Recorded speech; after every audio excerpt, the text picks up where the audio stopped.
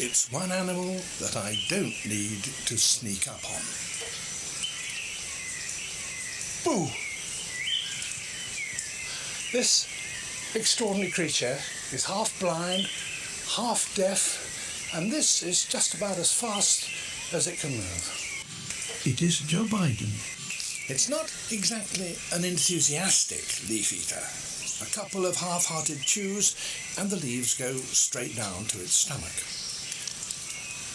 Leaves, however, are not easily digested. The sloth's technique is to give them time. Then, eventually, this mobile compost heap pulls itself together and starts on a long and dangerous journey. This is a very unusual sight.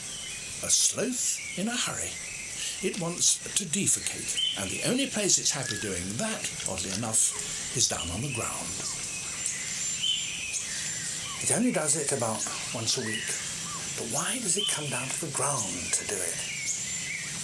And why does it nearly always choose to do so in exactly the same place? Whatever the reason, it must be very important, for a sloth on the ground is almost helpless.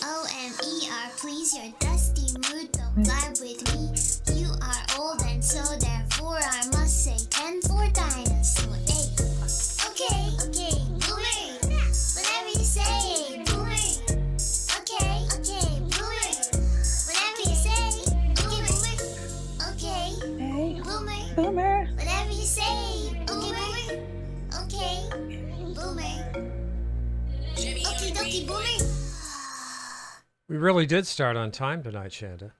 Okie dokie, Boomer. We did. That's especially with my internet tanking. So yay. Yeah, Kudos to us. it's internet poo-poo tonight. Radio Gaga, internet poo-poo. That's how it goes. Hi, everybody. What's going on? Cam Chwari, Kate, Gamer. What's going on, Gamer? Gamer always says hi. Oh my God, look at all the chats going off. There's so many chats now. DC, Popeye the Sailor, Popeye. Oh, yeah, we got Peace Dove. I saw President Jesus in there. Pyramid 7. Yo, yo, yo. Jilly. It's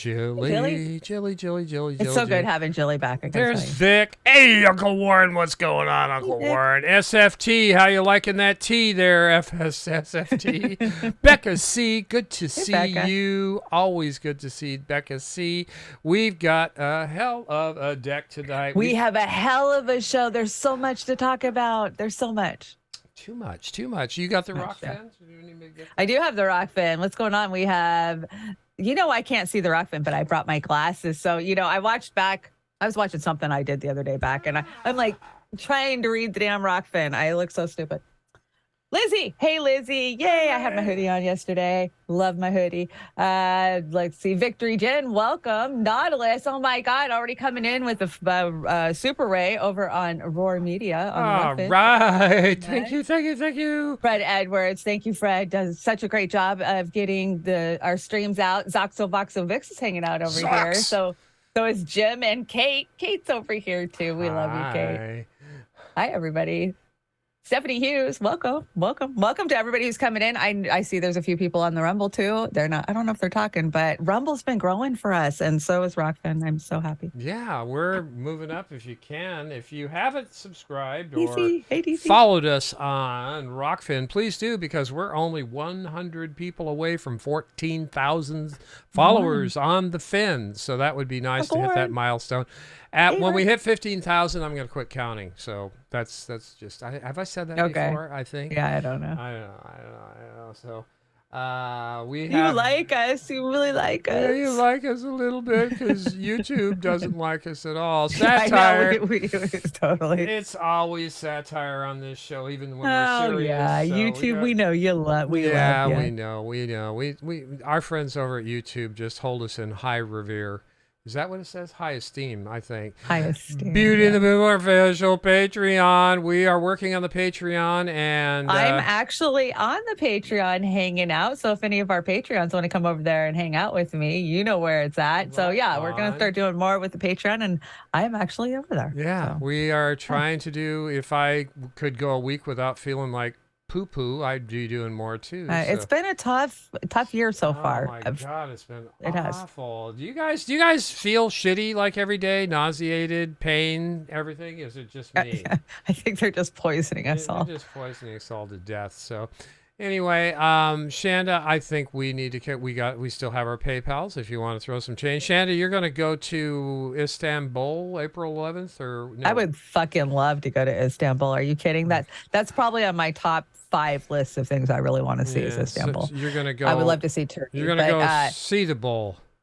I'm going to go see and you're going to support Julian Assange, right? I'm going to go, yes, the first week of April. I want to be back in D.C. to support Assange. And we had huge tribunal yesterday. I brought clips, so we'll talk about that. We got so much to talk about. We've got Davos and Seth Rich and anti-war, and there's been a lot going on. So we got a big show. I think I should warn everybody. I talked to Linda and Chanda and Amber this week. We're going to step it up a notch as far as our anti-war position. Because we are pro-peace and very anti-war in this day and age, and we want to wear that proudly more and more. So we'll be bringing a lot more anti-war stuff. If you would like to join us in doing that, send us sound clips or movies or testimonials or anything, and we'll try and get them in the show. Because that's how they got us out of Vietnam, I think. I don't know if it's going to work that well this time, but we got to try. Chanda, you brought this. What is this? Those who love peace must learn to organize as effectively as those who love war. Absolutely. And the obedient always think of themselves as virtuous rather than cowardly. George Carlin. Well, I wouldn't call myself a coward, and I'm too obedient for my own blood, though. So that's where I'm at. Well, there is a lot of organizing going on. And, you say that we're pivoting and we're going to have more of an anti-war stance. We've been anti-war. I mean, I've got the receipts to prove that I've been organizing for many years against nuclear annihilation. But I think that, we see the things that we find are the most worrisome. I find what's going on in the fucking Ukraine the most worrisome. I mean, I've been on the Assange thing really hard for the last year, right? Mm-hmm. And of course, I was doing anti-war. But as spring gets closer, guys, this conflict, whatever the hell you want to call it, proxy war is gonna heat up, and it's getting scary. Did you hear some of the shit that's happening? Like the Russian Orthodox Church came out with a end of the world warning. That's a little scary. Yeah, every day I wake up and nothing's going on, I kind of like breathe a little easier for 5 minutes. So until we just go boom. Meanwhile, we're trying to steal this look. Are you serious? You brought this shit? What the hell is that? It's true. You could have this look too. All you need is a zip-up hoodie and, the gray T-shirt, some black cargo pants, and 100 billion taxpayer dollars. I think it's up to 113 now, and you left out the people thought I was fucking crazy. They left out the green screen. You got to have the green screen too. So that's true. You got to have the green screen. Now you brought W. What the hell are you bringing W for? You know how much I think you brought W, but this is good. Yeah. Okay. Did I bring this? Oh, wait. Yeah. Turncoat Don. I confess, I may culpa. Here we go, Turncoat Don. Yes. Our strategy is this. We will fight them over there so we do not have to face them in the United States of America. The United States aids Ukraine and her people so that we can fight Russia over there and we don't have to fight Russia here. The next president of the United States will have to rally the American people and the world to fight them over there unless we want to fight them over here. It's not just our national interest in making sure that the Ukraine remains strong and on the front lines so they fight the Russians there and we don't have to fight them here. By the way, when people say we're sick of fighting them, we can fight them over there or we can fight them over here. It is just a matter of time when they will strike against your other allies if we do not stop them now. So I heard this in 2002 over and over again. So they've dragged that one out now too. I think they're getting desperate. Truly. Oh, yeah. Fight them over there. But are they truly desperate? I don't think that they're truly desperate. They've achieved all of the goals that they set out to do. We were crazy conspiracy theorists when, you know, who was it? Wesley Clark that came out and said, these are the countries they plan on invading. Why these countries? I don't know, you know. Yeah. They did exactly what they wanted to do. Yeah, I got to meet Wesley Clark. He was at a meet and greet that I was hosting for the Democrats. Really? Back in the day, yeah. He's like 5'2", and he has some good positions and he has some shitty positions. But the one with Iraq, he was right on. So that was. But they love that fear mongering. We got to fight them over there. I go, what are they gonna do? Float over here on a camel? Give me a break. What the fuck? Now you brought this one, didn't you? I didn't bring this one, did I? No, I think you brought this one too. Jesus, I am losing my mind. I am. Ignorant citizens elect ignorant leaders, and I would say that we have elected ignorant leaders for the last 20 years at least. You know? Yeah, for sure. Because I don't think Obama was ignorant. I think he was just plain evil. Some of them are ignorant. Some are willful. Some are just stupid. And it's not just the president. It's Congress. I mean, the bar is so low for those trained liars. All they have to do is get up and lie. Oh, he may have forgot where he's at today, but back in the day, he knew damn well he was evil. It was intentional. Yeah. So, yeah, he can fuck off. He really. They do so much good. Well, in the face of that sincere conviction of Catherine's, I went out of my way not to prejudice her in any way, but I did explain to her that she couldn't possibly cover 50 years of handwritten minutes in 2 weeks, so she would have to do what we call spot reading, and I blocked out certain periods of time to concentrate on. And off she went to New York. She came back at the end of 2 weeks with the following in the way of on dictaphone belts. We are now at the year 1908, which was the year that the Carnegie began operations. And in that year, the trustees, meeting for the first time, raised a specific question, which they discussed throughout the balance of the year in a very learned fashion. And the question is there any means known more effective than war, assuming you wish to alter the life of an entire people? And they conclude that no more effective means than war to that end is known to humanity. So then in 1909 they raised the second question and discuss it, namely, how do we involve the United States in a war? Well, I doubt at that time if there was any subject more removed from the thinking of most of the people of this country than its involvement in a war. There were intermittent shows in the Balkans, but I doubt very much if many people even knew where the Balkans was. Then finally, they answer that question as follows. We must control the State Department. And then that very naturally raises the question of how do we do that? And they answer it by saying we must take over and control the diplomatic machinery of this country. And finally, they resolve to aim at that as an objective. Then time passes, and we are eventually in a war, which would have been World War I. And at that time, they record on their minutes a shocking report in which they dispatched to President Wilson a telegram cautioning him to see that the war does not end too quickly. And finally, of course, the war is over. At that time, their interest shifted.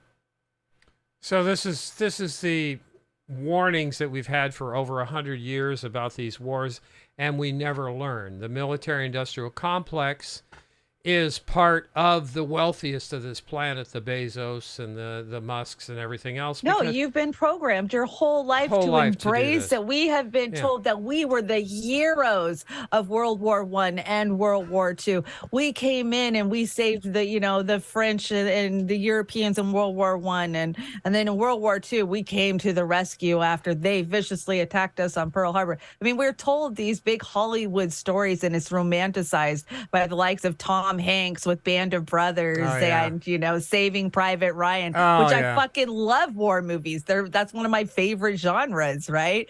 But you got to know that it's just being fed to you. It's being sold to you, like, oh, this is the son of my grandson, went to war, and this son went to war. So they're feeding it to the poor. Sacrifice your children for your country. Do it. Yeah, it's horrendous that we've fallen for this propaganda, but we've been indoctrinated since birth on this. And I find myself watching some of these shows, these military shows, when I have the time to watch them.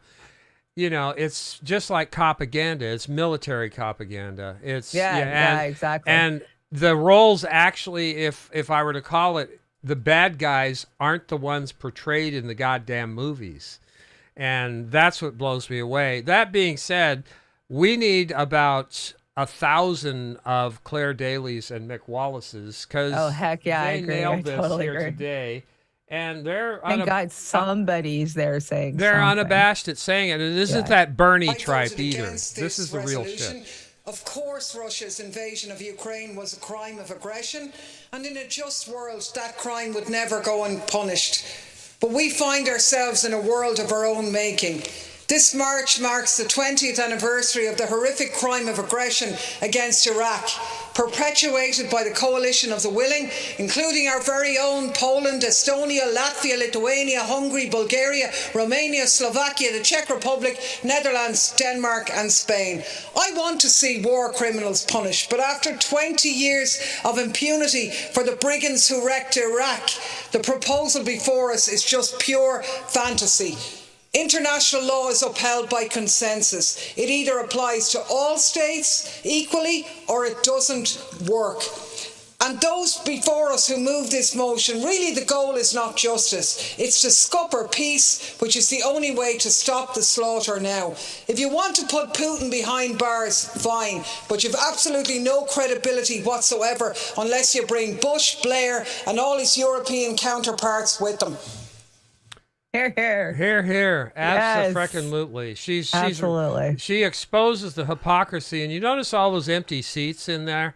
It's like our Congress. They don't go and they don't listen, especially when the likes of Claire Daly and Mick Wallace is there. I call that absolute cowardice, and they are not representing the base who they're supposed to represent. Now, you did bring this one, right? I did bring this one. So, Ukraine wants tanks, and they need tanks, and our guys want to give them tanks, and that just costs a little bit more. Ukraine says it's paying with lives as a debate over tanks drags on. Western allies pledged billions of dollars in new weapons for Kyiv on Thursday, but the question of whether they would also send German-made tanks is still unanswered. Ukrainian President Volodymyr Zelensky delivered a stark reminder to allies from Kyiv. To oppose thousands of tanks of the Russian Federation, bravery of our servicemen and motivation of the Ukrainian people is not enough.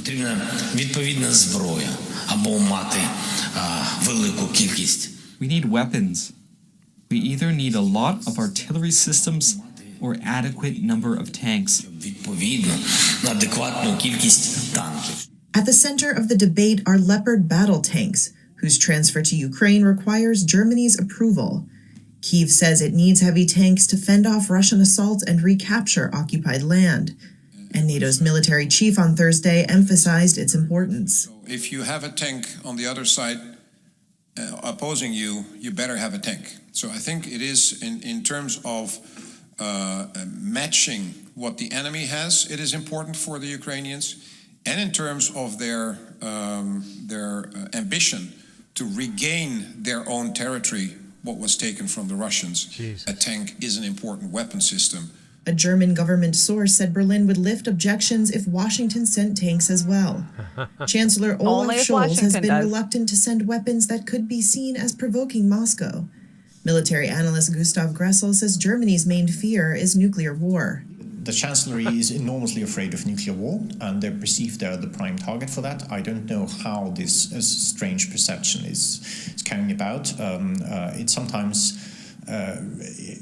I have a bit of the impression that Scholz has lost sight of the fact that Germany is actually part of NATO alliance. So he's mentally not westbound.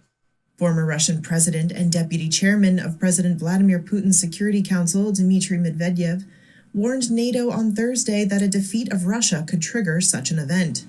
But the explicit recognition that Russia might lose on the battlefield marked a rare moment of public doubt from a prominent member of Putin's inner circle.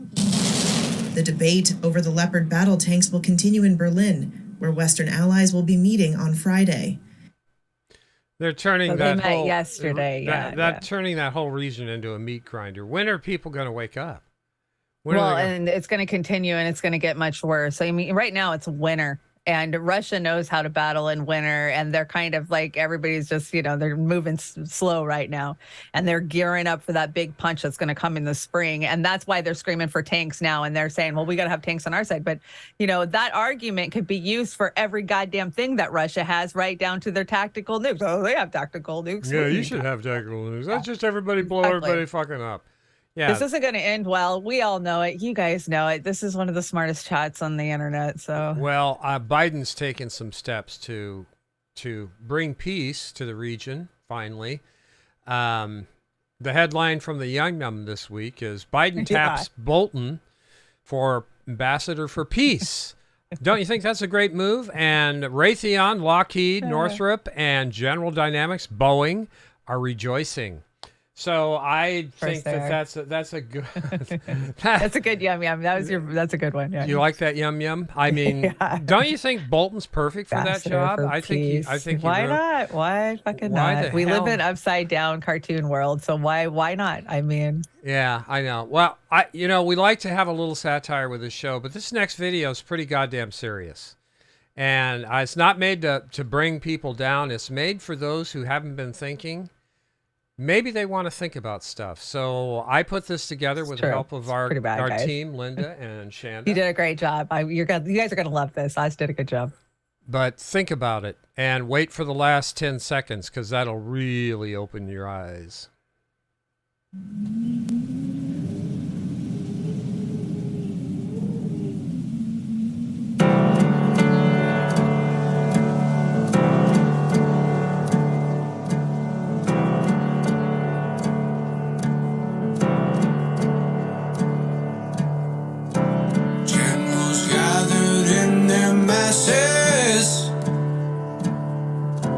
Just like witches at black masses, evil minds that plot destruction,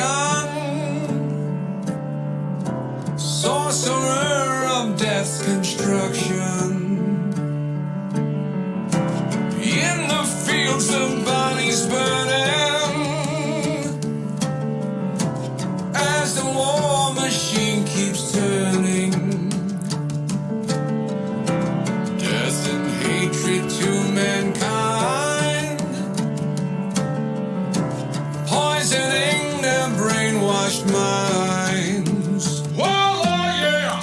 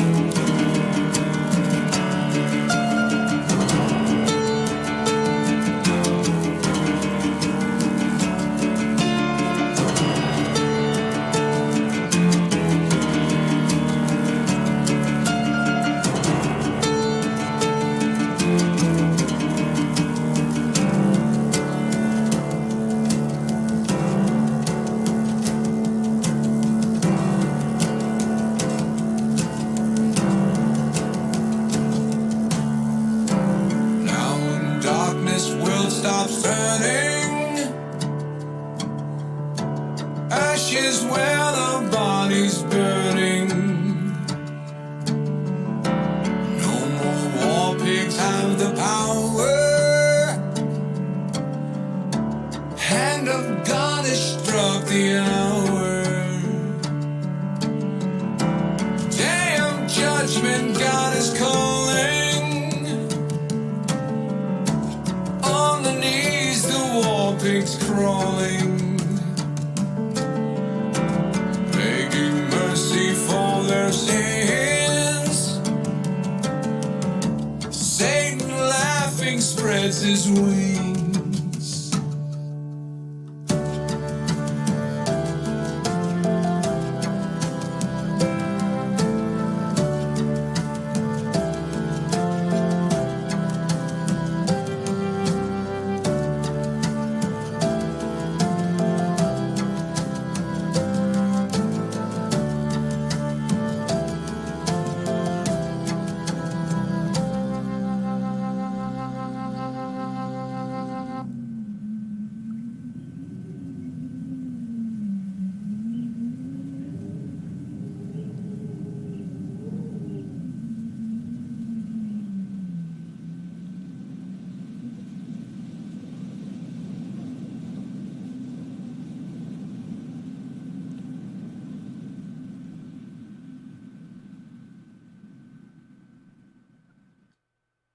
And that's how it ends, everybody. That's how it ends. Great job. Of course, that is Puddles, right? That's who Puddles covered Pity the Party. song. Yeah, Puddles knocked it Puddles out.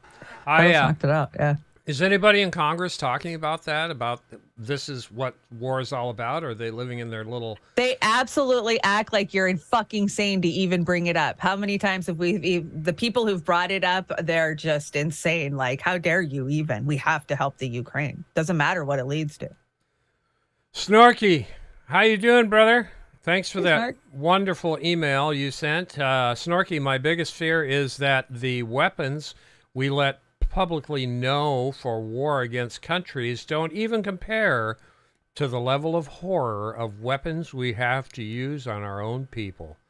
Yeah. Yeah, absolutely. Great point. Thank you, Pat. Well done, Oz. It's a team over here, and Pat is going to try and knock us out some anti-war songs in the future, at least Nice. one. And we appreciate that, Pat. And thank you, Kate. I'm going to put that up as a standalone on the Rockfin. So if anybody Nice. wants to share that out, it will be over there after tomorrow. Great job. So let's bring this, bring a little satire back. You brought JP, right? I think you brought JP. God, I'm losing my marbles. I swear I don't remember bringing any of this stuff.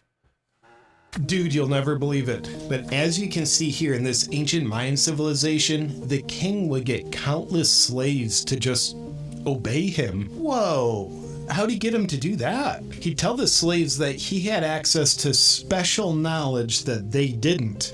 Direct communication with God.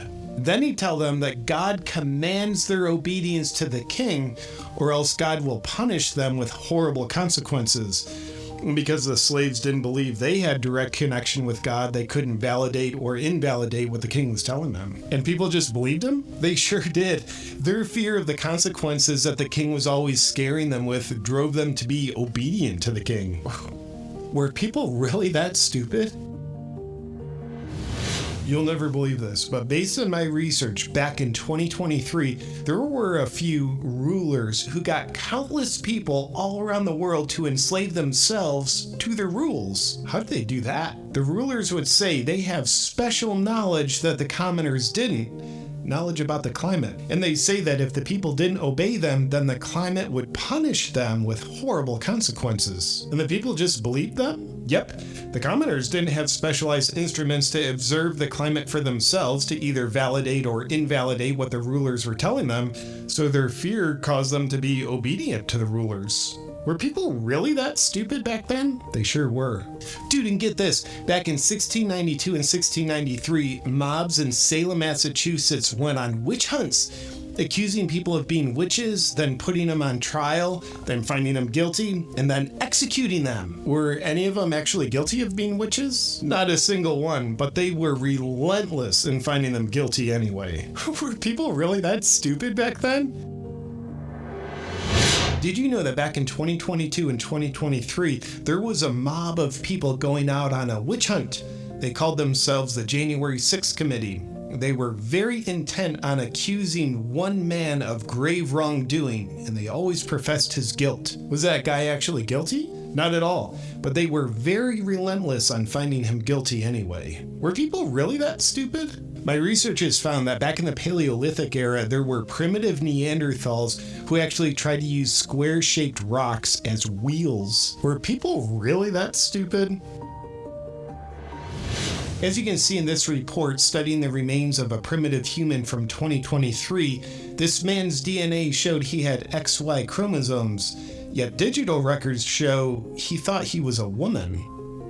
How were these people able to survive with that level of intelligence? I think there's a reason they all died off. This one's unbelievable. Historical records show back in the Middle Ages, doctors routinely used leeches on patients, thinking they were a safe and effective treatment. Oh, and what happened to the patients? The leeches caused some patients to die suddenly from blood loss, and with the ones that actually lived, the doctors claimed the reason why they survived was because of the leeches. Were people really that stupid? Yeah, well, I'm glad we're way smarter now. Dude, you're never gonna believe what doctors back in 2023 thought was safe and effective.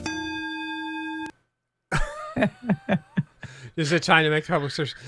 The opinions brought to this show by certain people on that I cannot name are not necessarily always shared by the hosts. I don't care. Yeah. I know. Don't be a chicken shit, Oz. Here you go. You brought this one. I know you did because I wanted to, and you took it out of my brain and put it on the deck. Well, yeah, this is absolutely correct. So Homeland Security terror threat levels, hysteria, exaggerated, fabricated, suspicious, unsubstantiated. That's exactly what they are. Know your color. My God. No kidding.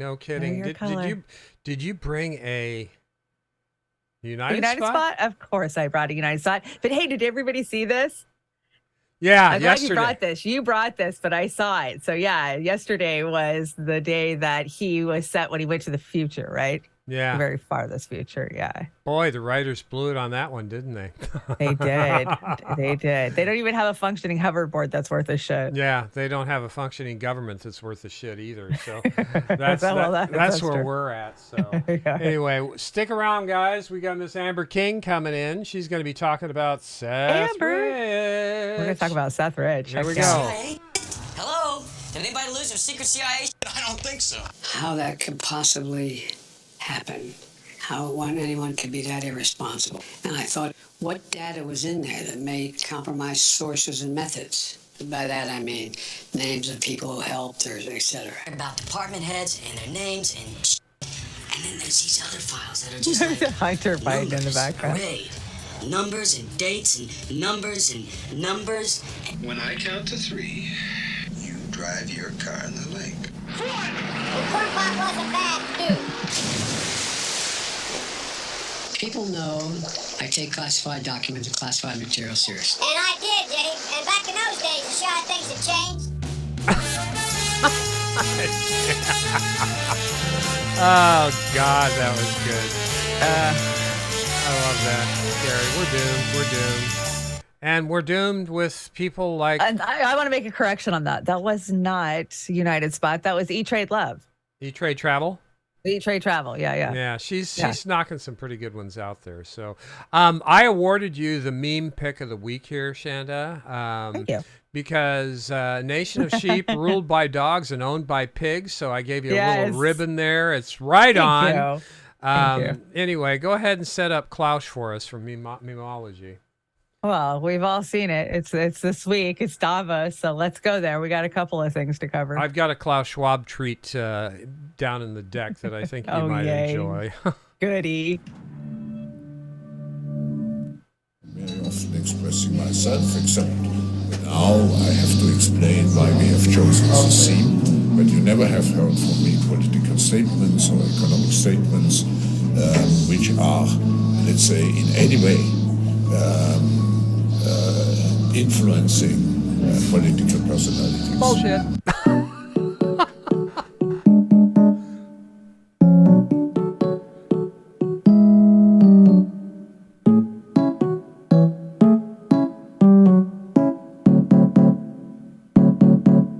what we are very proud of now is the young generation, like Prime Minister Trudeau, President of Argentina, and so on, is that we penetrate the cabinets.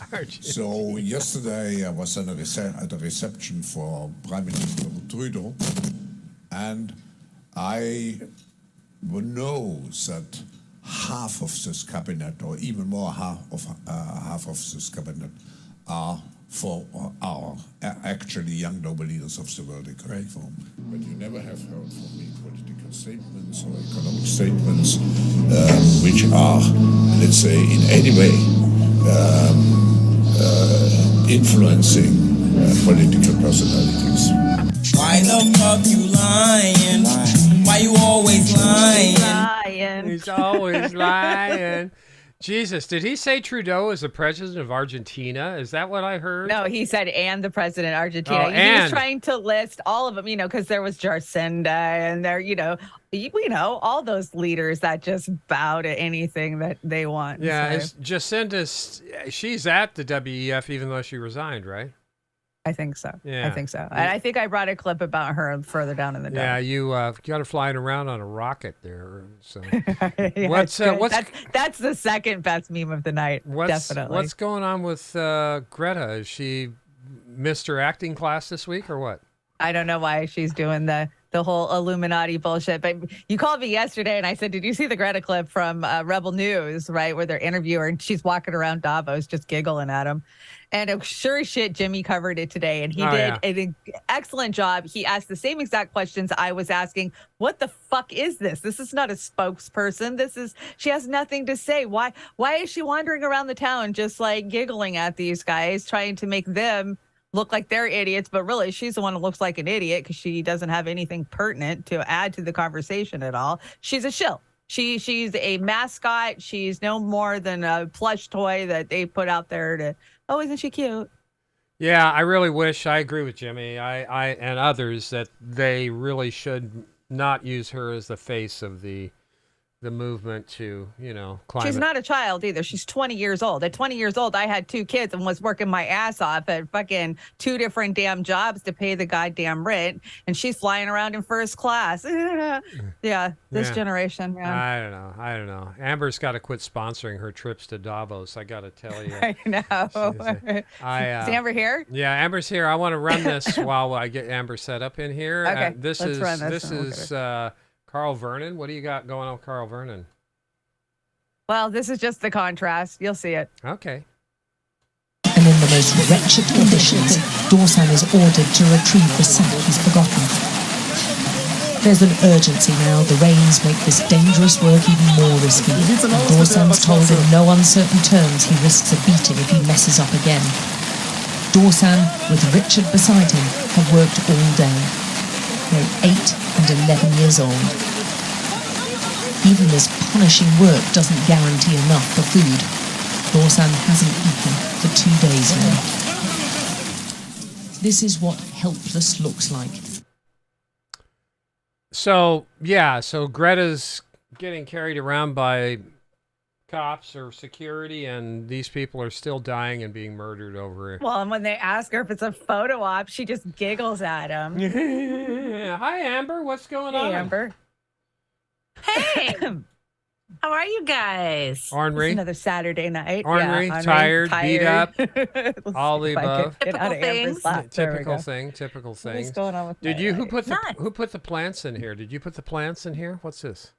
What plants? The plants. Oh yeah, we can talk about that. Yeah, let's talk about plants, and then we'll get. If plants are so intelligent, should we stop eating them? Research suggests that plants might be able to learn and communicate. This really puts me off of my baked potato. Well, what the hell? What is it going to be? Plants, bugs, plants? There's bugs. What is it? Amber, is it going to be bugs? Both. Both? I think it's both. Both? Yeah. So you can definitely both. I mean, we've known the sentience of plants for quite some time. Yes, we have. Absolutely. And we've known, especially like the mycelium networks. I mean, there's one mycelium patch in the United States that I think it spans 5 different states. Yeah, exactly. Massive. Yeah, it's massive. And it's all interconnected and self feeds it, and it trees do that too. We know that trees will communicate with their own saplings. Well, that's a good point, but They feel pain. honestly, they scream when you put them in water. Joey, They do. They scream Joey when and you I cut 'em are Joey and I are thinking about, migrating to eating plants and bugs, because that's what we have here on the ranch. Are you just going for like a leg up, or what? What's the deal? Come on. No, because this like ruins every like veganist. Yeah, dandelions and cricket salad sound good. Yeah, I know. I mean, instead of anchovies on our pizza that's supposed to be vegan, it'd be crickets, right? Or no? Chitin is not a good substance that you want in your body. It's highly corrosive. While I'm 100% on board with the dandelion greens, I want my bugs clean. And only the juicy parts. We're not going to be eating bugs. I'm will just not be kidding. eating Joey won't let me eat anything except plants these days. So, I think that's a good thing. What's Tucker talking about here? I don't know. I didn't bring this, did I? God, I'm listening. No, I brought it. It's short, whatever it is. So let's find out. It's only a minute and a half. We're a couple of slides away from your stuff there. Good evening and welcome to Tucker Carlson Tonight. If you're a normal person, it's a pretty weird experience watching Joe Biden's presidency get euthanized by his own party. On one hand, there's an undeniable thrill to it. You have to admit that. Biden is the most destructive president in American history. Not quite. More things have broken under his watch than under any other president. Joe Biden deserves to be driven from office and disgraced. But for this, breaking federal classification rules, some of the stupidest and most dishonest laws Congress has ever passed. Well, yeah. It's like arresting El Chapo for expired plates. It's missing the point. But it looks like that's what's going to happen. It seems like every day one of Biden's lawyers shows up with more sheaves of classified documents, like a dog who's found another dead chipmunk under the house. This bunch was in his office at Penn, the one paid for by the Communist Party of China.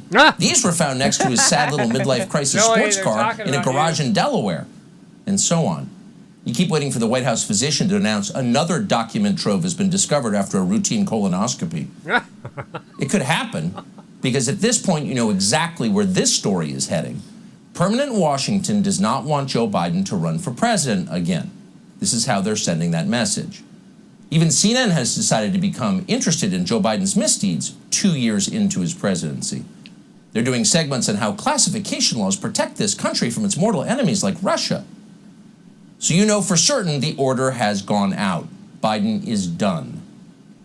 What a missed opportunity this is. If you're looking for crimes that Joe Biden has committed, there is a very long list. Our country is being invaded. The world is on the brink of nuclear war. American cities have become slums. Our economy is in shambles. Even our airplanes no longer take off on time. It's a disaster, and Joe Biden and his staff have a hand in all of it. All right, ladies, have at it. Go ahead. Well, here's my theory. Speculation, 100%. They found the Biden documents and then decided to raid Trump ahead of the midterms to fuck up the results, to make the big Mar-a-Lago raid. There's receipts that prove that his fucking attorneys called that shit in, and they were like, oh my God, midterms, just shut up. Yeah. And then everybody does it. Now it's not a big deal, but it really feels like the tide is turning. They're throwing his ass under the bus. He's fallen in the bushes. He actually can't function. And, I'm hearing rumblings all over, friends of friends of friends who work for the Secret Service and friends of them, that they're sick of babysitting. Like, they are literally, like, it used to be a fun job. Yeah. And now they have to sit there and fucking watch a door and make sure Crazy Joe doesn't get loose in the garden because he'll fall over. The joys of being a caregiver. Like, they used to get to go, like, at least golfing and fly do cool shit. Yeah. Now they're just babysitting duty. God. Well, I got to say, I called this one. As soon as this story broke, I said, this is how they're going to get rid of him. We've known they have to get rid of him. Yeah, I believe this. And hey, they get 2 for 1 on this one, because now they can say, well, Trump can't run either because he did it too. Yeah. It's a twofer. It's a twofer, man. Then we get a true authoritarian fucking dictator. Now this one. You mean he didn't? vote for Pompeo? Oh God, yeah. This has Shanda written all over it. What the hell, Shanda? What does it say? So the year is 2042. My electric car won't start because I used the wrong pronoun yesterday. No air conditioning in my 50-square foot apartment because I reached my monthly allotment of farts. But I think they are adding grub worms to my cricket pace. Oh, So, shit. yay, lucky you. What you think the Chinese prostitutes look like and what they really look like. They're down here on the bottom. That's the Democrats' front line there. So I'm kind of like on that. I'm mispronouncing her name. This is Shista Free. Is it Shista? Christia. Yeah, like Chrysler, but shorter. Okay. I don't know who VidMax is. I don't care, but I like this. World Economic Forum hemorrhoid. Shrista, what Amber said, Friedland thinks the middle class makes too much money. The WEF is evil as you think, as we have said. Them and all of them are evil as you think. The middle class is the problem. And this is what he said when I talked to him about what's going on in the American middle class. We demand a higher paycheck than the rest of the world. So if you're going to demand 10 times the paycheck, you need to deliver 10 times the value. It sounds harsh, but maybe people in the middle class need to decide to take a pay cut. Again, not untrue if you're looking at the dynamics of the global economy, but politically and socially, a very difficult thing. So this is what they're preaching at the gospel of the WEF. That's just one of the things. And there's so many things, and you're both aware of the crazy shit they're talking about. I don't think the average person who doesn't follow it would blow their mind. What do you two think? Yeah. I feel like the tide is turning. I noticed their timing was a little different this year. Not sure if that was on purpose, but I noticed. Or they just needed that full week for the full experience. But obviously, favor is falling. And they're stepping back their messaging, too. And the people that are going are really like, should I even be seen around the whole Davos crowd thing? So, yeah. There's definitely rumblings. I feel like these people are expendable, and they're here to cause the distraction. While the Council of Foreign Relations is the true dungeon fucking digging up yeah. Satan's skull for us. So sure. that's what it feels like to me. And then I joke like all roads lead to the Council of Foreign Relations, and then above them you have the Bilderbergs. Like exactly the Bilderbergs. Bilderberg's so secret last year that nobody even knew it was fucking happening till boom, it was happening. Their phone calls desperate, like, oh shit, it's happening. Now, it's just weird. Now it's the Charms Pops that runs the Bilderbergs, right, Shanda? The Charms Pops. That's the what is that candy? The Ross Shields. The Ross Shields. Yeah, you brought this one, Shanda. I love that reface on you. You look good as a snowball. No, I'm glad that Amber's here for this next segment. So yeah, in May it was 95% protection, and then June was 70, and July was 50, and August was no protection, but hey, it reduces the spread. And then September doesn't reduce the spread, but reduces severity, which it supposedly does, right? Somewhere in YouTube. Yeah. And then October, you. And then we'll just skip ahead so I don't take a YouTube strike that says you die, but you go to heaven. Is that the veterinarian there, Shanda or Amber? That's the veterinarian guy, right? Most of them are, actually. Most of them, yeah, right. Okay, right. The veterinarian knows best. I mean, he's got a whole list of war crimes behind him that have nothing to do with animal well-being. Oh, yeah. For sure. That guy needs a trial. Corn Pop was a bad dude. Ted Ross. Ouch. Is it Ted Ross or is it Tedros? Tedros, right? Well, Tedros, if you're talking in a okay, just checking. Now, I wasn't going to bring this clip, but Shanda got in my head again, and I know, because I think it's something we need to talk about. Okay, especially, you know what? We should have. Where is that fucking shit progressive clip? We should have put that one with it because Which one? Jordan Charlton. I got it. I'm going to move it up. I got it. We have to put it in context with this one. Yes, because, as much as I can't stand these asshats, where are you? Okay, so go up one. It's up one. It's up one. Oh, I'm glad I'm here for this. I am too. I'm really glad. Okay, so you guys, I'm sure you guys saw this shit drop yesterday. Okay, yeah, and yesterday he was whining. I knew this was from 2021 sometime, but he was whining, oh, you're just taking the 2021 clip. It's funny you didn't mention it's from 2021 and things evolved, but you guys listen to this. That was and 6 months ago. Give me your opinion on what evolution looks like in Jordan Sheraton's mind. Needs to be done. I don't really believe in a mandate per se. I do believe if you're not going to get vaccinated, that's your choice. You shouldn't be able to fly. You shouldn't be able to take a bus. You shouldn't be able to take a train. You shouldn't be able to go into sporting events. And if you don't like it, too bad. I mean, you want to be free? Fine. But you can't go into crowded spaces because, as Walker said, you are a biological weapon. You just are. And you... Amber? Well.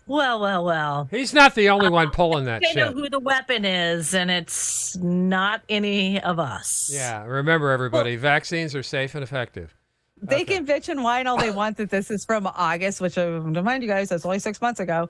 But last year, it's a year from August. Seriously, this is from 6 fucking months ago? No. It's from 21. It's from a year and a half ago. Yeah, it's from a year and a half ago. But I'm hearing this same rhetoric all over the damn place right now, especially as I'm seeing a push for more mask safe and mandates. effective. Like, what the fuck? Where have you guys been? Are you not paying attention to anything that's going on and that's being said? Just get in line, get my next booster. Get in line. Wear your N95 mask and go to the asbestos plant, kids. This is insane that we are this far into it and there's this much information out and we still have people saying that we are the bad ones. We need rounded up. And they're not questioning anything. Just thank you. I'll take another. Gotta double down. Double down, triple down. But you can't hate them for it because they have been mass psychosis, brainwashed, fear. They've had their worst fears turned against them, right? All right. So how do we forgive them? You brought Jimmy. They're not even boomers. Yeah. Thank you. I know. You're welcome, Oz. Thank you. All right. Jimmy Dore has something to say about this shit, right? Yep. I hope so. So I'm having a hard time well, let's see. Let's just show it. So these people that got duped, I have nothing but love for them. And I think the only way we're going to get out of this is if we forgive them. And people are so hesitant to do that, and they're like, fuck them, fuck this, fuck that. You can't have a society with fuck them. Because we are them. They are us. I could have been one of them. If I wasn't doing this fucking podcast, okay? If I was just a regular comedian and that's what I did for a living and I didn't pay much attention to alternative media and podcasts that were discussing this and people like Peter McCullough or Robert Malone or all these people that were sounding the alarm, if I was one of those people that didn't have the access to these kind of conversations, I would not have a nuanced perspective. And if I had gotten vaccinated and other people didn't, I would be like, fuck those people. I would be just like people I know who I used to be friends with who now hate me and are angry at me and talk shit about me online. So that's what I can't get. I'm having a hard time getting past. That's what people who've known me my whole life and all of a sudden pretended that I'm now saying things I don't believe for money, even though I've had a successful show for years and years before COVID. Years and years. I was already selling out theaters by telling an anti-establishment narrative that comes from my ultra-lefty heart.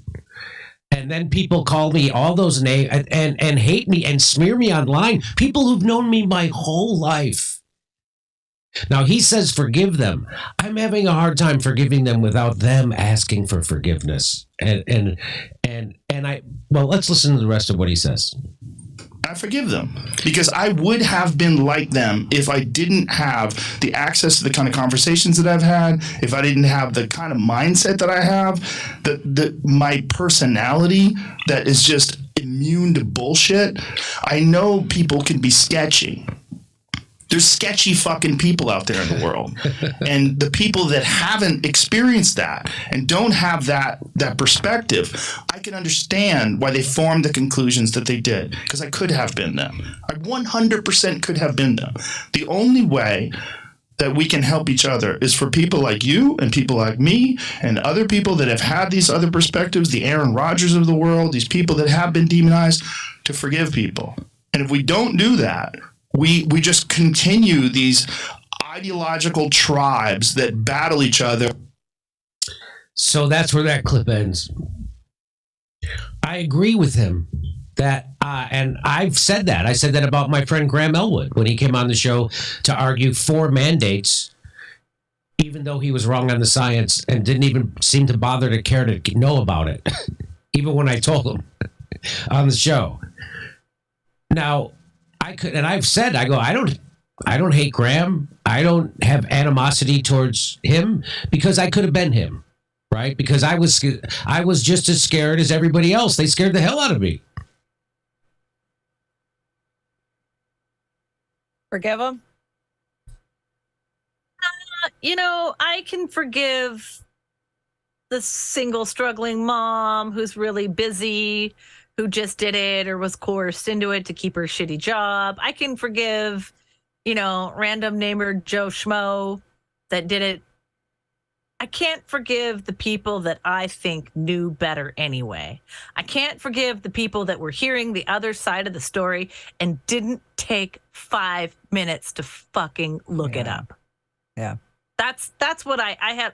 And I'm a very loving person. Without them asking for forgiveness and coming back and saying, wow, you had the receipts, go to hell. But they'll never do that. They're just tripling down. And I mean, it's actually getting worse, it seems like, and which is just mind blowing that we're so far into it now. We know what we know. And all of the things that we called out have been proven that we were right, where we never wanted to be there's never anything in my life I have never wanted to be more wrong about. Yes, absolutely. But here's the thing. We're the open-minded ones. So we will be the open-hearted ones and we will try to forgive and they will be the petty and they'll continue to want us to be rounded up and, to keep us segregated. I'm not going to put the olive branch out. They're going to have to put the olive branch out because we came out on the right side of the issue. So we deserve at least the olive branch. Then I will consider forgiving their bullshit.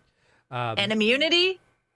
Fuck yourself. Yeah. Yeah. Yeah, absolutely. Now, Kamala Harris has set the bar even higher. This is the stupidest shit I've ever heard. For intelligence in Washington, D.C. The bar is really high. It was high before, but now she's looking so high. She's looking like a pole. Did I order a salad with dinner? Yeah, I think so. This is a pole vaulter. This is pole vaulter high. So check it out. In particular, in dealing with the various issues that are present when we look at the climate crisis, thinking about water policy, diversifying water policy, understanding that we must have the ability to diversify our approach and the resources to everything from what we do in terms of conservation to recycling, desalination, and storage of water. This plant and this facility in particular is doing some of the smartest and the most contemporary kind of work that is necessary to store water, understanding that the climate crisis presents exactly what we've experienced here in California. We're going to have days, and sometimes there will be days of immense water, of rain, of storms, of flooding, and at the same time we are a state that has experienced for generations drought. And we must therefore understand that the issues that are present in the climate crisis are varied, and it requires us to be present and to be in front of each of the iterations and variations that include extreme weather that produces a lot of water and extreme weather that produces drought.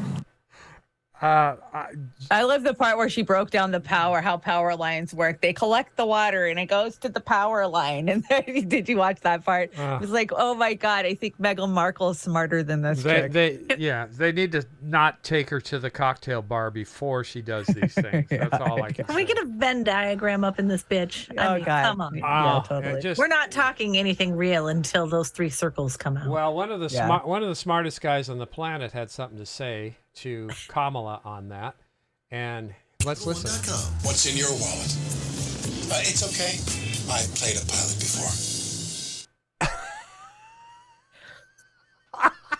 He'll walk. That's my prediction. He'll walk. I've been telling everybody I talk to, I would really go to bat for this guy, except for one thing. He publicly went on and said, I didn't pull the trigger. And that's the thing. If his lawyer told him to say that, that's the worst advice he ever got, in my opinion. Was he secretly driving Anne Heche's car too? Yeah, I think so. I think Jackie? he was down there pushing the pedals or something. Where's Jackie? I don't know anymore. It's just crazy, crazy world. Are we into your stuff now? We are. We're into Amber's stuff. Amber, you wanna set this up? Yeah, the most not talked about Russian disinformation. My favorite, one of my topics that, of course, we've broken down many, many, many times here on More Media. Heck yeah. And I couldn't believe it with everything that was happening this week. I finally found one, kind of fringe, not even really mainstream article about it. So Seth Rich, as we all know, was shot in the middle of the day in D.C. He was a DNC staffer. He was working on campaign. I can't remember what his name. It was like 2:00 in the morning, actually. Yeah, it was 2:00 in the morning. He was coming home from. Oh, was he coming home? Yeah, it was middle of the night. It was dark. But so it was played off as a robbery gone wrong. Yeah. However, nothing was ever missing. Yeah, they didn't take anything, but his laptop and everything was gone, right? Just the laptop's wallet was fine. Nothing else was touched. He was brutally beaten and left in somebody's yard on the outskirts of DC. Well, there is a story that I recall from an attending physician who was at the hospital that he was brought to that morning, and he lived for a couple of hours, supposedly. Oh. And the Metro Police came in, DC Metro, which was Donna Brazil was there. Oh. And they cordoned off the floor. And then sadly, he died a little while later. And the physician was saying that he was going to survive earlier. So that story has been wiped from the internet. I remember reading it in real time. It was a story out there. I read it too, and it wasn't the same thing you were reading. So it wasn't one site. That story was out there right out of the get-go. So yeah, there was definitely some shady shit. And then from there on, it just got shadier. It got a lot shadier. And it's still getting shadier. So let's play this. So I brought this up Chuck Todd Meet the Press interview because, as we remember, WikiLeaks put out a $20,000 reward to catch his killer. Watch Assange's face. Yeah. Oh so God. let's play this clip. It's like 3 minutes, and then let's talk about the revelations that are happening this week in court. Ooh, I'm excited. That you have wanted it to perform to speak truth to power. Are you concerned that when if a foreign government uses your entity, that you have now seen WikiLeaks get weaponized? Well, James Clapper on Friday, the head of U.S. intelligence, the DNI, said there's been a lot of hyperventilation in the press, and that it was impossible even to ascribe motive at this stage, let alone who it is. I'll give the exact quote. We don't know enough to ascribe motivation regardless of who it might have been. And hyperventilation also comes from James Clapper.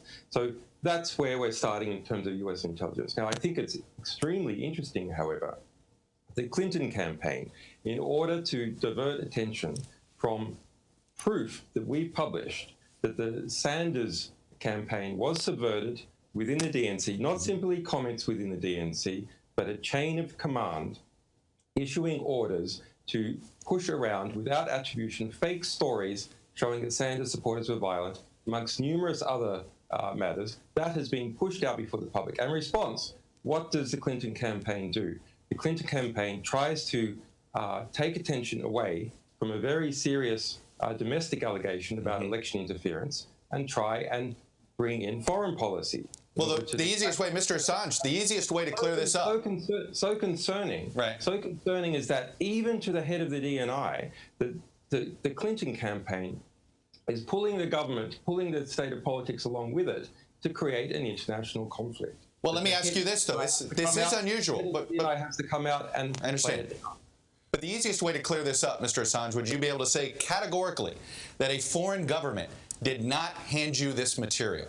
The issue at hand here is the idea that a foreign government is using you as a go-between, is using WikiLeaks. This is no longer about accountability on public figures. This is one foreign government going after another foreign government, using you as the intermediary. That seems to be a different deal than, for instance, a whistleblower handing material over to expose government authoritarianism or something like that. But what I can say quite categorically is that we have published proof that the election campaign of Bernie Sanders was sabotaged in a corrupt manner by Debbie Wasserman Schultz and others within the DNC. We can say that categorically we have published proof. Now, as to anything else, we can only speculate. So, I'm trying not to vomit. Yeah. While putting up with that, but I thought a little bit of that extra context of when this dropped, the timing of everything, and the impact that it had, not only as to the corruption that was happening inside the DNC. We knew the collusion between Donna and fucking Wasserman Schultz and the Clinton campaign. And the Clinton campaign, we knew that they had stolen our emails in February, then lied and said it was our servers that had broken to their servers. I had learned Vote Blue that spring and that summer coming into that. So when I heard that Seth Rich had died, a DNC staffer, it was a big deal because I had been working at the office every day in the same computer program that he was pretty much head of, right? You know, and so I remember just like, oh my God, it really took me out of that bubble I was in with the Bernie people that were being sucked into the Democratic Party and made me go, no, wait, we've been saying all this shit and now we have proof. And now a lot of those same people just are spouting out narratives about, you know, oh, well, he's a terrorist, you know, he stole secrets, he endangered people's lives. So these same people that were on the ground fighting for Medicare for all are now just towing the line for the Democratic Party when it comes to July. And the crazier thing is that people still believe in Russiagate. Yeah, I know. Just like, are you fucking kidding? It's willful ignorance. It's willful not wanting to accept that they were wrong because we told them over and over and over. I know I have some really close friends that are still that way to this day. Like, I know it's insane. So there's some. There's some very important players at stake here. We've got the Perkins Coie law firm, which has roots in Washington State. Obama's campaign paid them $972,000. Wow. And they paid Fusion GPS. Then we have the Clinton campaign. They hire Perkins Coie. The DNC hires Perkins Coie, and they hire CrowdStrike. Yep. And then the Clinton campaign law firm directly paid Fusion GPS and CrowdStrike. Yep. And within 4 days, they immediately came back and brought up the hacking claims. So what's going on is Ty Clevenger is an attorney, and he has been just hounding this shit ever since 2016, ever since Seth was murdered. So, and we know that, you know, his parents had sued and they were paid off. They took a fucking settlement, which was really shitty. Yeah, you guys are conspiracy theorists. Yeah, all of these different entities were paid, and what they did is within 4 days of the supposed strike, that's when CrowdStrike and Fusion GPS came up with the Russian hacker story after they'd installed the software that allowed it to actually happen. But you know, they already knew it was Seth Rich. They already knew it was public, and they didn't They didn't know how to hide it. So what we've uncovered just recently in the last couple days is that CrowdStrike was the one working directly with the FBI. Of course they were. And so by doing that, they released the Freedom of Information requests. So that's how they've been hiding.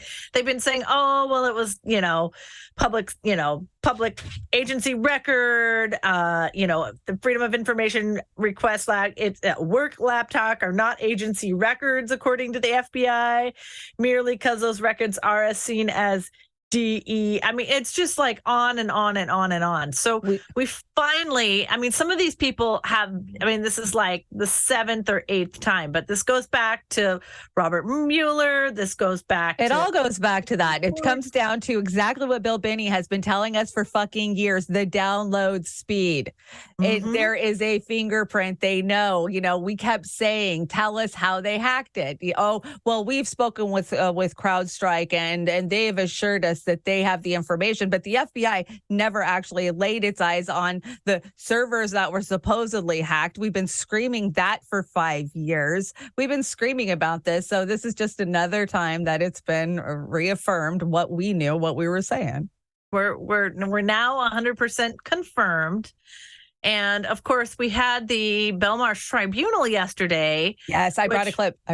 Which was great to see the coverage. However, it was very mainstream, and of course, nobody wanted to challenge Amy Goodman. Nobody wanted to push past and bring this shit up, that Russiagate and the whole Russian bad narrative should be falling apart. Yeah. Like if FTX didn't bring down the DNC, this is just flat out murder and corruption at every level. And the FBI has a little splaining to do. So they've been sitting on his laptop and saying they don't have it for all this fucking time. Yeah. His parents clearly told us that they gave it to the FBI through their private investigator that worked for a while, but then he left him and was like, no, there's some shady shit going on there.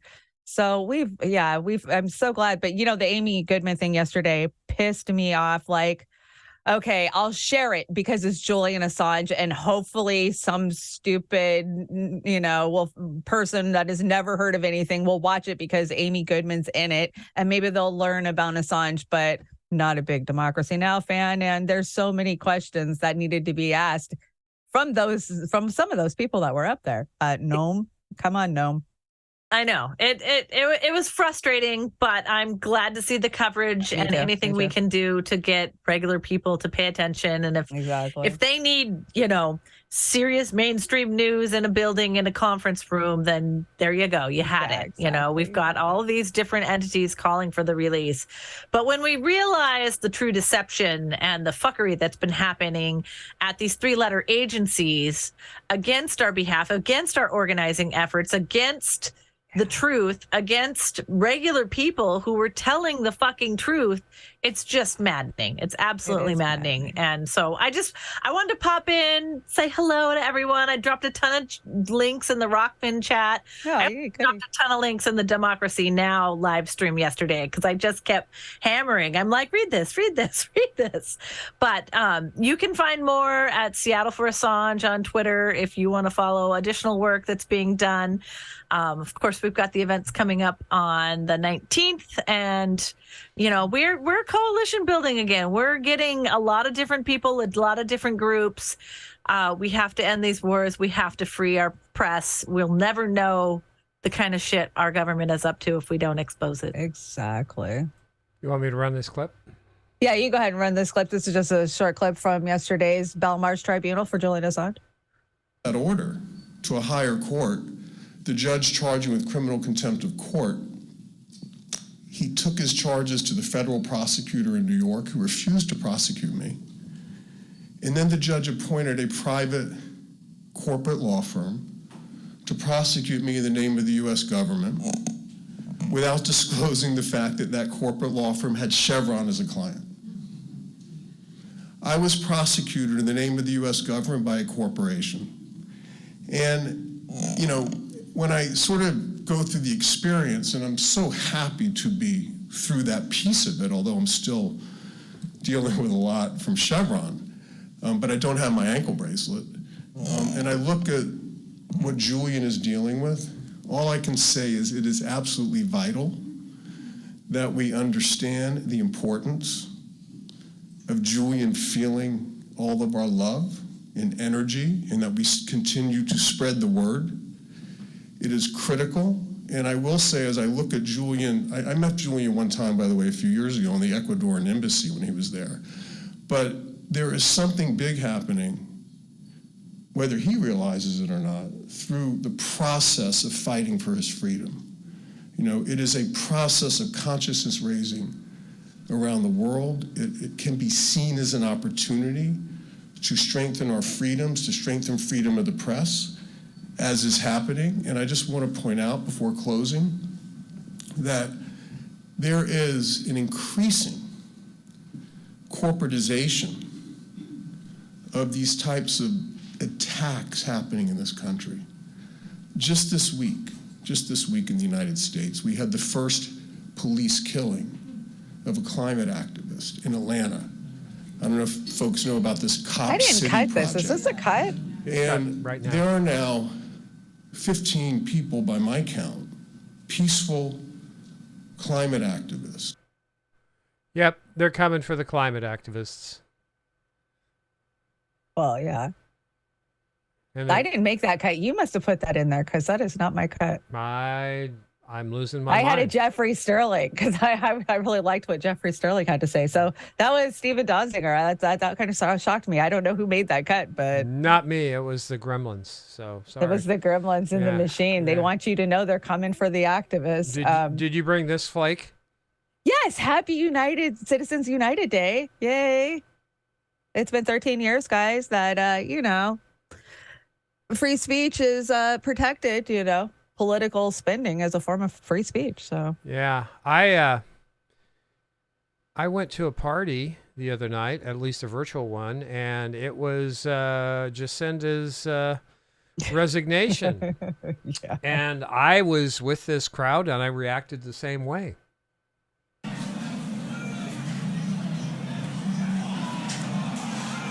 And so today I'm announcing that I will not be seeking re-election.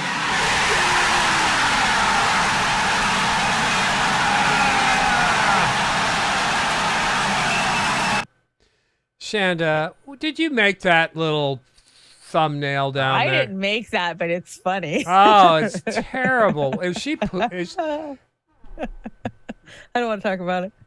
Yeah, because it's got some extra appendages on there that I can see that aren't quite appropriate now.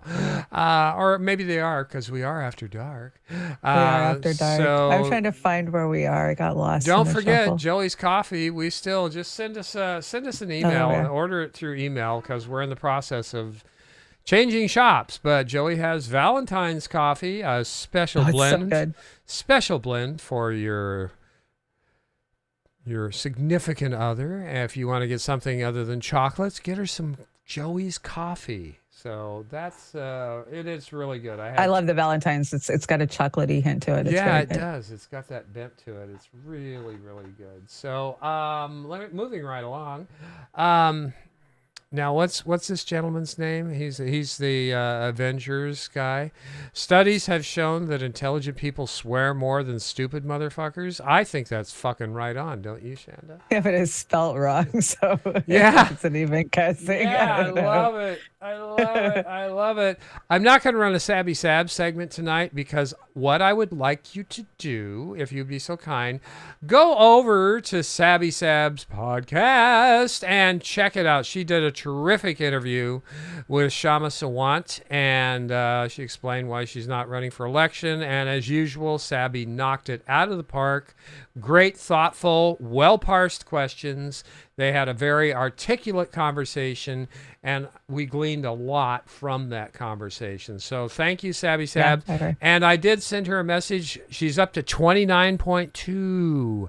Remember, I said, let's get her up to 50,000 subs by July. I think that's doable, the way she's growing. So let's... We're going to talk about the Shama thing. We won't do it tonight. Maybe you guys should tune in Tuesday, and I'll give you guys my opinion. Please do. And tell you. I'll break it down what Shama's doing, because Shama's she's not running for re-election, but she does have plans. So I'll let you in on what she's working on.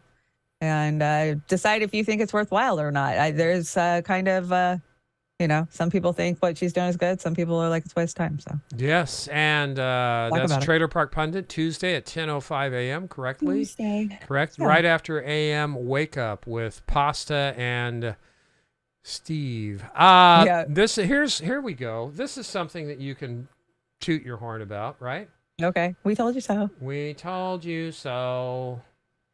The last time we were here in Davos in the winter, it was January 2020. Yeah. And I saw you at that point, and we were at a breakfast right over here at the Belvedere. I remember. And you came up to me in this small room, and you were talking about how you had actually, you were working on a vaccine for COVID. And at that point, COVID-19 didn't even really exist in our minds. We were just hearing about it. I think there was no name at that time. Coronavirus. Yeah, right.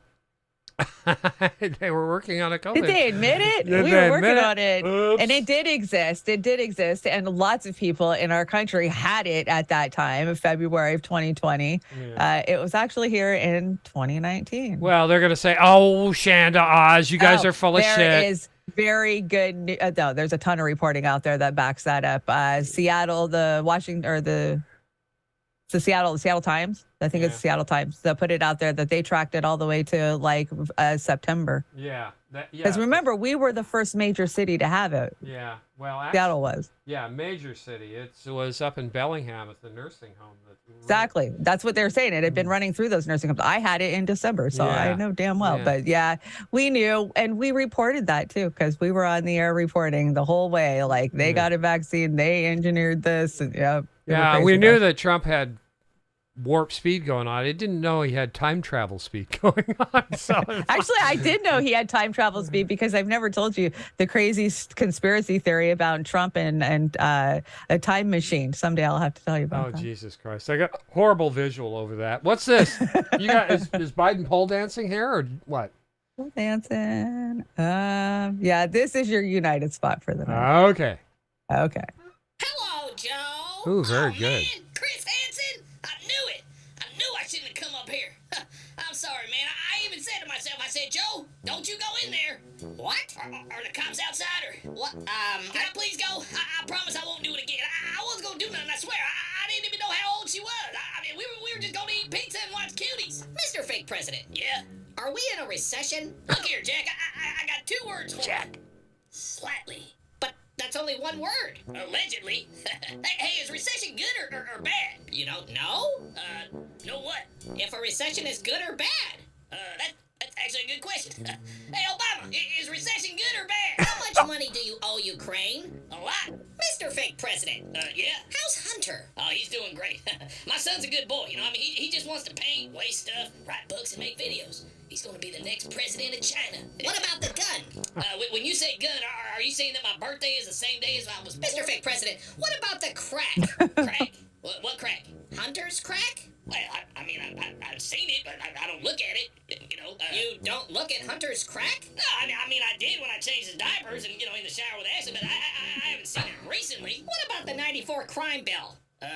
Well, what's that? The 94 crime bill? What is it? The Violent Crime Control and Law Enforcement Act of 1994? 1994?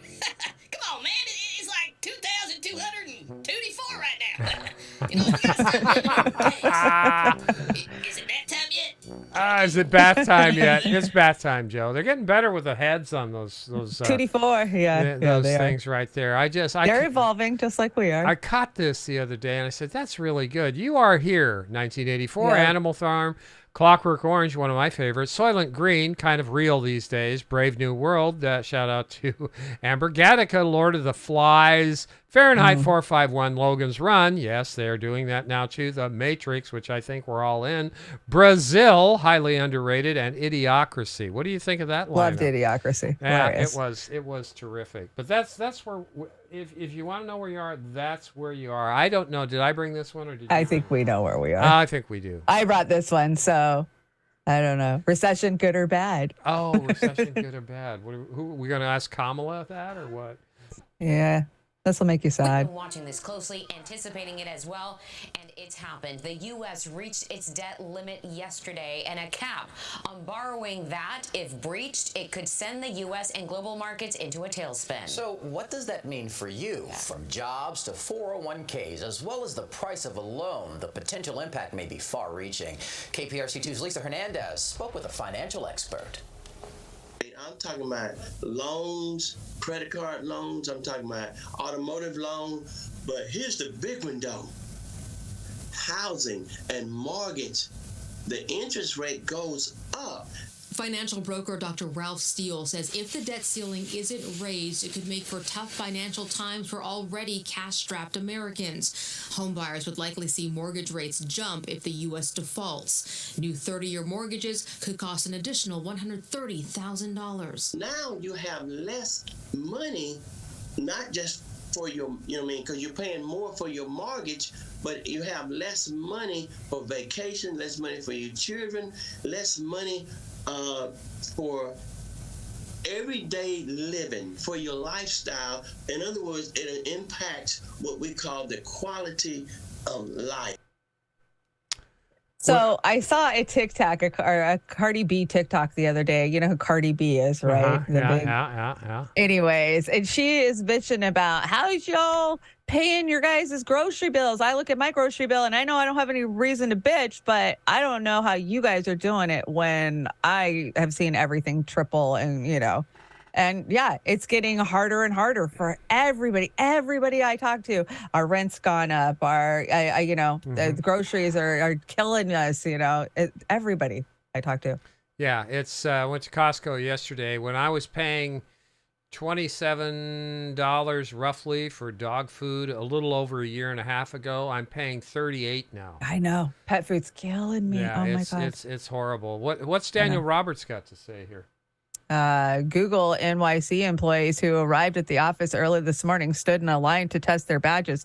If the light turned red, it meant you had been laid off. If it was green, you were safe. Well, I'm glad they made it more efficient to fire people. I'm glad they do fun stuff like that. They did email those people in the middle of the night with an email, but a lot of them didn't check it. So I don't read my email. I get up, I get ready for work, I go, I head to work. I read my email when I get to work. God, my crypt opens at 7 a.m. and my brain doesn't start functioning until 12:30. It's terrible. It doesn't work. Getting old shit sucks. I want to shout out Linda, our executive producer. Thanks, Linda. She made a beautiful card, SWAID, and that is sex work is real work. So we want to support the Sex Workers Aid, and that is on Twitter. That's at SWAID Vegas. Our goal is to provide to our community quickly, efficiently, and privately without wait times and other barriers that harm the most marginalized members of our community. Mutual and collective, created, run by sex workers, serving workers all across the country. Request or contribute funds at our website. So please, that's very cool. Mutual aid, man. Sex workers are people too. If you're going to preach the gospel of mutual aid, which we love to do here with our sisters and brothers in social media, I don't want to leave anybody out. We all need help these days, and I think we're right on there. What do you got? Another Joe Rogan here? Is this something new? I want to talk about the Georgia Guidestones because they just got bloated up and that was it. Bye-bye. Nobody said another word about it. So that's what this is? This was a conversation Rogan had this week, and I think that his guest has a point about what the hell. What the hell? What the hell? This is complicated. Who made the Georgia Guidestones, by the way? Do we know that? Yeah. Some of it's a mystery. Some of it we know. A pseudonym, right? Right. It was a gentleman. I made a video about this. Yeah, R.C. Christian, and there was a small group of donors, and they had these written, essentially laws for if, like, in the event of a cataclysm in human history was to be reset, and this would be a guidance for how we should proceed. Yeah. And some people consider it to be very benign. I wasn't a big fan of them because it basically preaches, I would say, communism. It talks about having population control as far as not allowing that there should be societal pressure as well as legal pressure on controlling how many kids people have moving forward and to keep a balance at 500 million. They don't say reduce the population to 500 million. That's where some of the conspiracies come in, is that this is a depopulation agenda. But the conspiracy, to answer your question, some people suspect that what if, because there's a lot of talk today about people wanting to reduce population and, we're destroying the earth, that what if the powers that be that did create them purposely, if they're under that way, if they're under their plan, they'd want to destroy them, remove that evidence, and pretend those guided stones didn't even exist in the first place, and remove that time capsule. This is complete conspiracy. I don't know what I'm talking about, but what I do find interesting. What is this? Is that the car? Yes. Yeah. Here's the most bizarre thing of this whole thing. Is that a charger? They destroyed. So as you can see, they caused significant damage. But the very next day, less than 24 hours after this bomb went off, they leveled it. They raised it to the ground because they said it was a safety hazard. But I'm like, this is the middle of a field. They can cordon off with police crime scene tape. And just being an Iraq veteran, like when there was an IED that go off, they'd have people come out and investigate this. They'd do an investigation. This was a bomb on United States, ground, and they leveled it the next day. And I'm like, where's all the forensic teams coming in to try and analyze the explosive evidence? It just seemed really, really. They urgently removed all evidence of this. And that's the part that makes my little conspiracy wheels go, is because, where's the true investigation? Where's the FBI? Where's the ATF? Again, less than a day after that bomb went off, they raised it to the ground. My father went to prison for making a bomb. So I asked the same questions. Why didn't the ATF go out there, cordon that off, want to know the bomb making materials, what kind of bomb it was? We were told, oh yeah, they went out, they cleared it early that morning. They went out there with the bulldozer, they knocked that shit down. They dug up the time capsule that was supposedly there, and the whole thing's gone down. It was done within 24 hours of it being blown up. And we've never heard another word about them tracking that car down, any of the components of the explosive device. I mean, come on, guys. We know how this goes. An explosive device gets, it's a major thing. I got questions. What the hell? Yeah, it's your government working in your best interest as usual. Oh, they had to get rid of the evidence. Yeah, get rid of the evidence. You remember? We're talking about eugenicists. We got to get rid of that thing. Yeah, you remember? You remember Christopher Baca? I saw this, and no, I don't. Christopher Baca, he's that kid that ran over that lady and the baby stroller in that alley that I showed you that last year. He ran a mother walking her 8-month-old in a stroller in Venice in 2021. We didn't see that video until much later, but I think he was on trial or something back then, and he got off. And this one received from a woke LADA, I don't know what that means, just 7 months of juvenile camp as punishment, was gunned down in Palmdale this week. Karma's a bitch. I don't know. I don't agree with that. You know what? It's tragic all the way around, and yeah, I don't know the details. That's why I questioned it. But he should have been. His original sentence. I don't think 7 months was good enough for that. I think, and I don't know what all he got on top of that. But that kind of karma, yeah. You know what? I can't say. I can't give an opinion on it because I don't know the kids' circumstances. Right. I don't know anything about the wreck, and I don't know if 7 months of juvie camp was, punishment or not. I don't, and so I'm just gonna reserve judgment on this one. I saw it, and it was kind of sad because I don't want to rejoice on the loss of anybody. So no, and I don't either, and I don't want to promote vigilantism either if it is connected to this thing right there. But I just thought people should know what happened, and I just grabbed this meme. I meme, therefore I am, and usually I'm kind of right on with I meme, therefore I am on many of theirs, but on many of them not so much. It's how it works.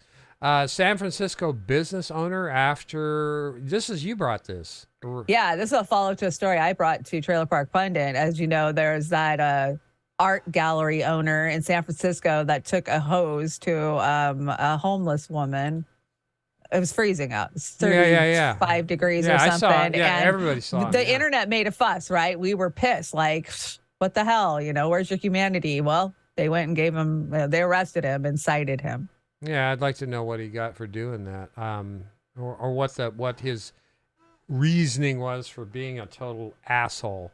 He just wanted her gone so he could make more money. Yeah, well, You know, again, there's a lot of stuff going on down there that I think just Gavin Newsom's running that state into the toilet personally. Oh my God. The Democrats are running everything they have their hands on into the fucking toilet. Did you bring It's not a joke. It's reality. I know. Did you bring the latest Terminator files here? Or was that I did. I had to bring you guys the latest Boston Dynamics update from Atlas. Watch them show off.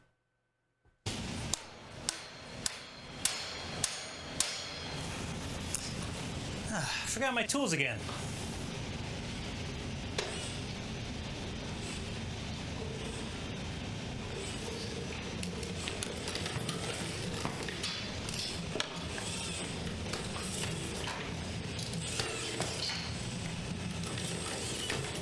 We're right on time.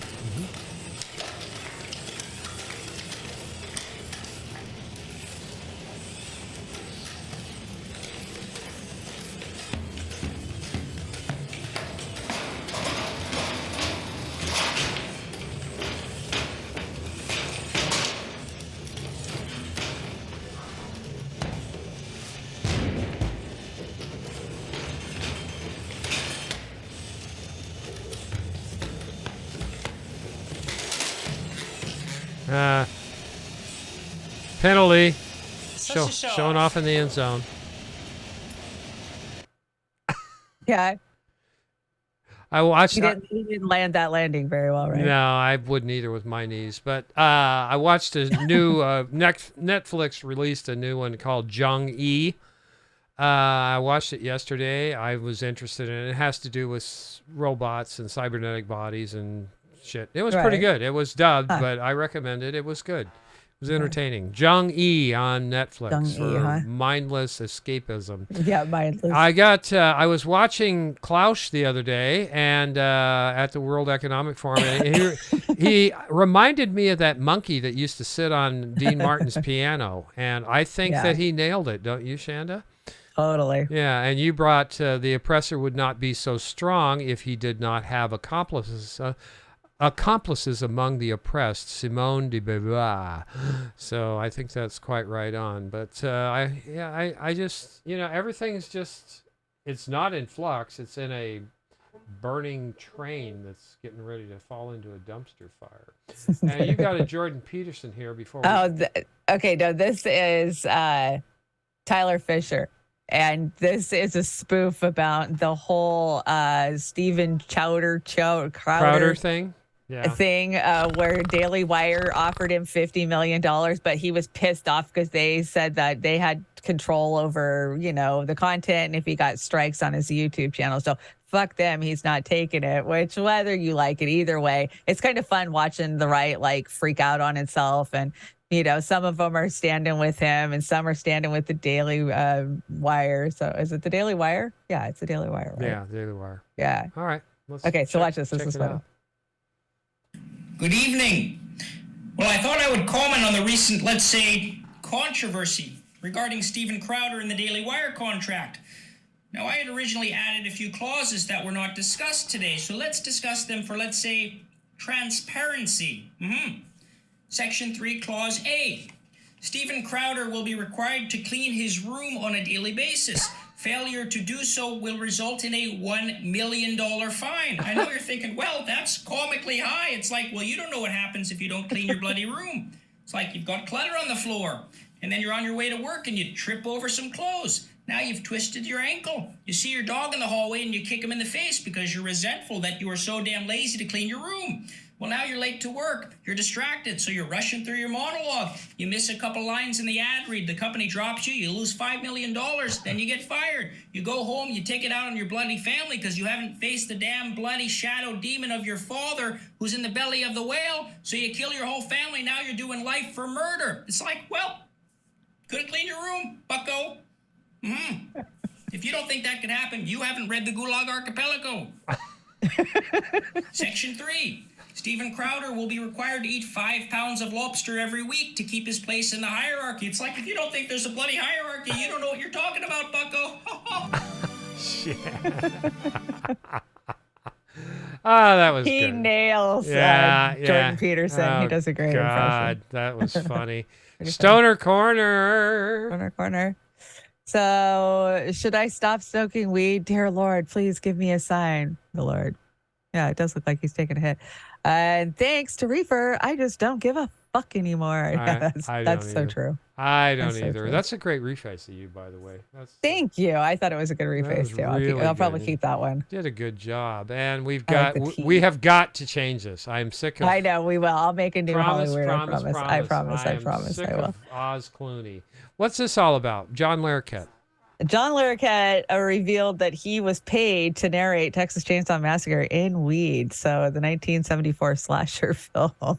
Who knew? Who knew? Who knew? And I know that we lost David Crosby this week, but he's not someone I necessarily highlight, but he may rest in peace too. But we lost Gina Lola Brigida, and actress from way back when, sex symbol, everything else. She was really up there too. What was she, like 93 or something like that? Oh, was she? Yeah, I don't know. Yeah, so anyway. And what's this Travis Akers you brought here with that? Oh my God. So you didn't see this. Pink Floyd put out their 50th anniversary, compilation thing, and they changed just for the 50. They put the 50 and they put the, the rainbows that normally go through the triangle in the 0. People are freaking out. They're losing their minds. I'm done. I will never listen to another Pink Floyd album again. They changed that?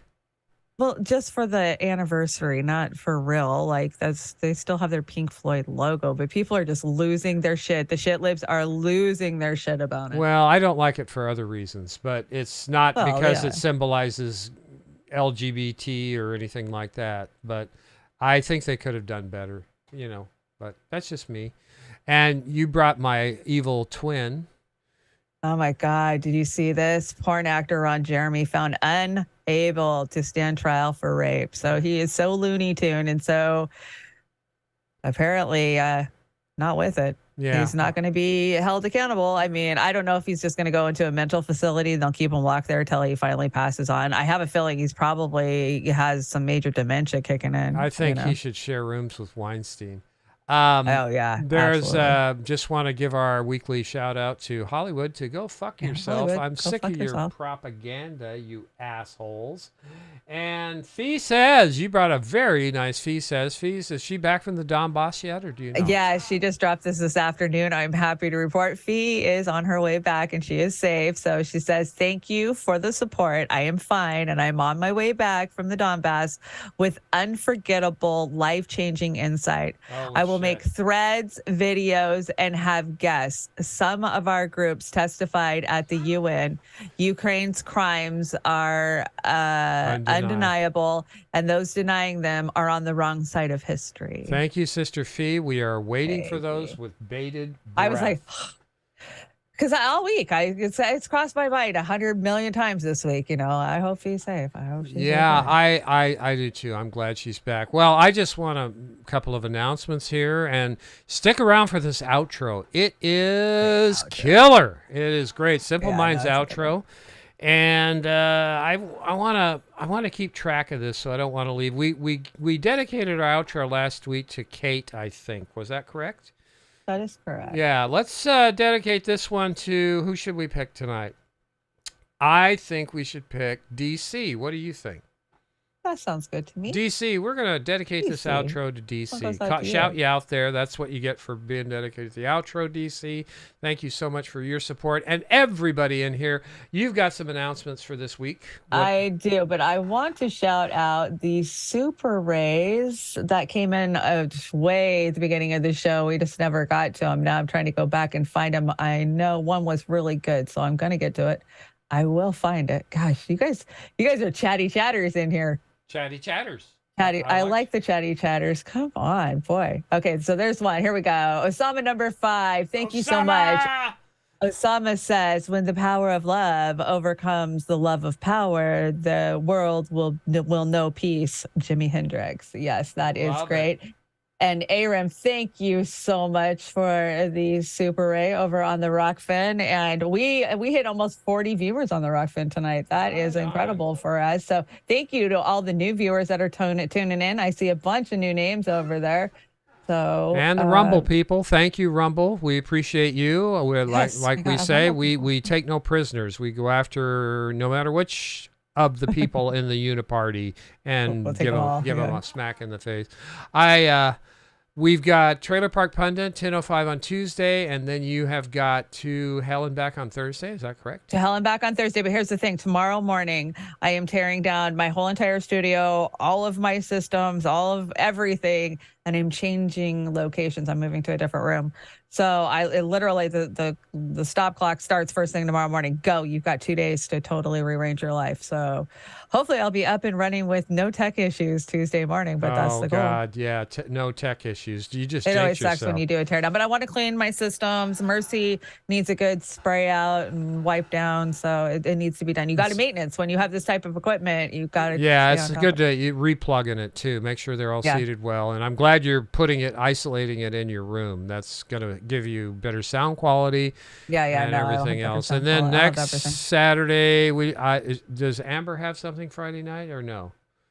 Amber might be doing a Brave New Future next Saturday or next Friday. I'm not sure. But okay. All right. Well, if you're up and running, I might lean on you to do that one. I'm getting better at engineering. Yes, you I are. had fun with the Jamie Deluxe. If you guys didn't see, I had the Jamie Deluxe over on To Hell and Back with Boston and I this Thursday. We had a blast. It was a good conversation with Jamie. He stopped by on his lunch break, and Jamie's kind of a reserved guy, so it was really cool to be able to hang out and just chat with him. We had fun. I think that was one of the funnest interviews I've done in a long time. No, that's great. That's great. So Beauty and the Boomer next Saturday night. And tonight, I have to give somebody an apology, and I know I owe more apologies. Snarky, this apology is for you. I should have had a producer card, an associate producer card for you way a long time ago. I completely apologize. And Snorky, all our love goes out to you. You've been going through so much shit this last year. Just all the love we can spare for you. But we have a great producer card. If you'd like me to change it, just email me.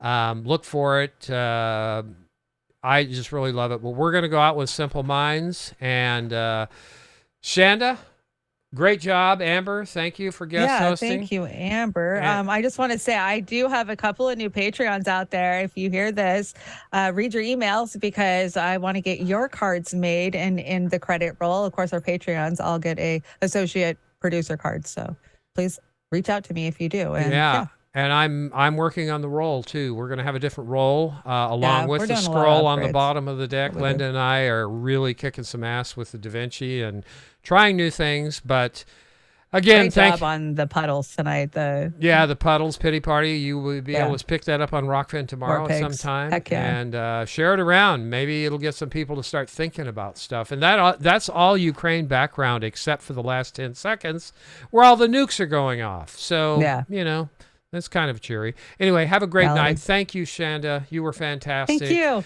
And here Get some rest, Boomer. Here we go. Let me see if I can get this to work right. I'm trying something new tonight. So, okay. Here we go.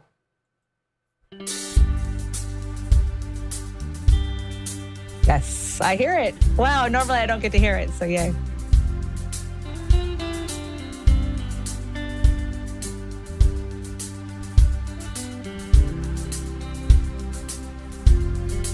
You turn me on. You lift me up like the sweetest cup I'll share with you. You lift me up. Don't you ever stop. I'm here with you. Now it's all or nothing, 'cause you said you follow through. You follow me, and I follow you.